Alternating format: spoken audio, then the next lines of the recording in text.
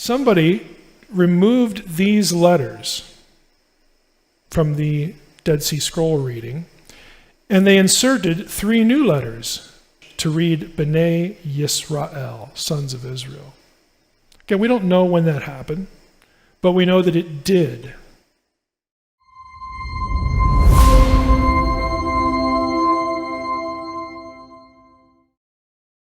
This is ESV, and it says this: when the Most High gave to their nations their inheritance. Okay, so, what does that sound like? The Most High gave to their nations their inheritance. When he divided mankind, okay, and he fixed the borders of the peoples. All right, now I know what's being alluded to. It's Genesis 11, 1 through 9. This is when God divides up humanity. Up to that point, humanity was one en masse entity. And at Babel, it gets divided, they get scattered. God confuses the languages, and they become different nations. And those nations are listed for us in the chapter prior to Genesis 11, Genesis 10. That's why it's called the Table of Nations. It's a list of nations. So when the Most High gave to the nations their inheritance, okay, divvies them all up, he divides mankind, he fixed the borders of the peoples according to the number of the sons of God. But the Lord's portion, the Lord's portion, God's own portion, is his people. Jacob, his allotted heritage. Now this is Deuteronomy 32, 8, 9. It is a reference back to the Babel event. What happens right after the Babel event when God divides up the nations? He calls Abram, and he creates for himself a new people and a new nation. They become his heritage. So Deuteronomy 32, 8, 9 very plainly refer back to the Tower of Babel episode. The question is, a lot of your translations, let's just go back, do not say this. When the Most High gave the nations their inheritance, divided mankind, he fixed the borders of the peoples according to the number of the sons of God. Well, my translation doesn't say that, and it might not. Let's take a look at a few. Okay, this is ESV. Let's just put a stopping point here at verse 8. And let's take a look at a few. Let's go look at King James.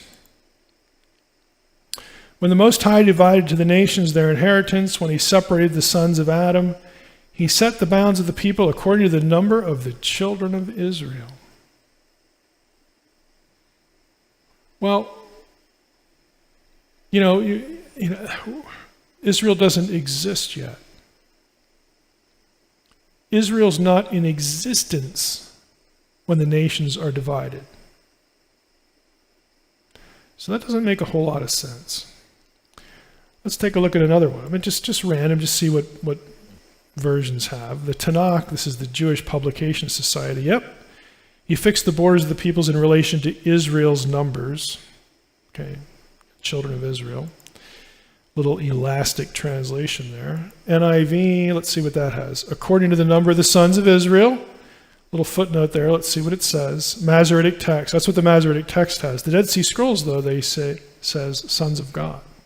And also the Septuagint. Okay, let's do one more. New Revised Standard Version, NRSV. According to the number of the gods.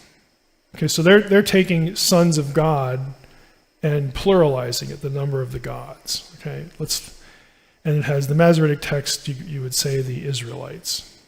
Okay, so you get a good bit of difference there, and you say, well, why the difference? Why the difference? Why does the ESV have this and these other translations have what they have? Well, most of your English translations, at least kind of the older ones that have a little mileage on them, are going to have sons of Israel or a translation based on sons of Israel because that's what the traditional Hebrew text, the Masoretic text, has. And that's typically, and the ESV is really no different. That's the text that's used to create an English translation. But what the ESV team did was they made the decision, you know what? Everybody here knows that the Dead Sea Scrolls, sons of God here, is the right reading. So let's put it in. We'll put a footnote in there as to why our translation says sons of God, but we are going with the Dead Sea Scrolls, which is the oldest witness to this verse that is known to exist. And so they just did that. And this isn't the only place they do it. They do it in other places too, which is why I like the ESV for Deuteronomy 32, except for verse 17. It's a terrible translation. I did a whole peer-reviewed article on why the ESV is wrong in Deuteronomy 32:17. But it's bad. It produces a self-contradiction in the chapter, which is why it's bad. But anyway, sons of God or sons of Israel. Again, on the left-hand column here you have what the Dead Sea Scrolls have. At the bottom, here's number 14.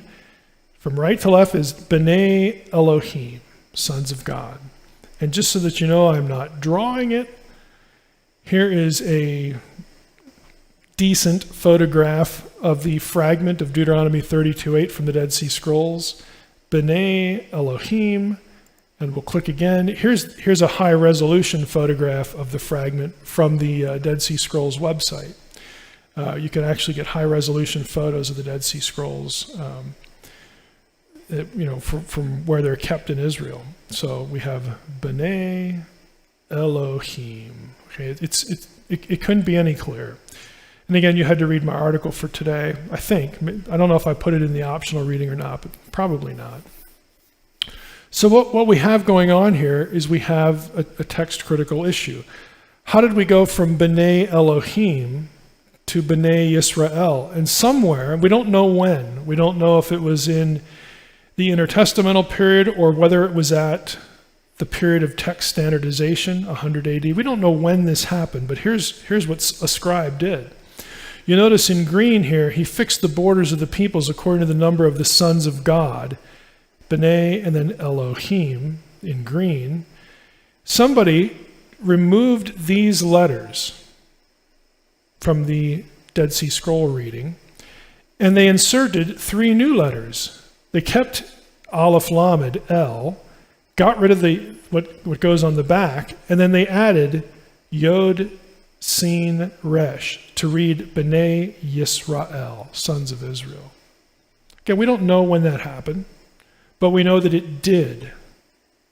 We know that it did because this is what the Masoretic text has, and this is what the Dead Sea Scrolls has. So if you're going with the text that is the oldest text that we have of the Hebrew Bible, you should be reading sons of God in Deuteronomy 32:8.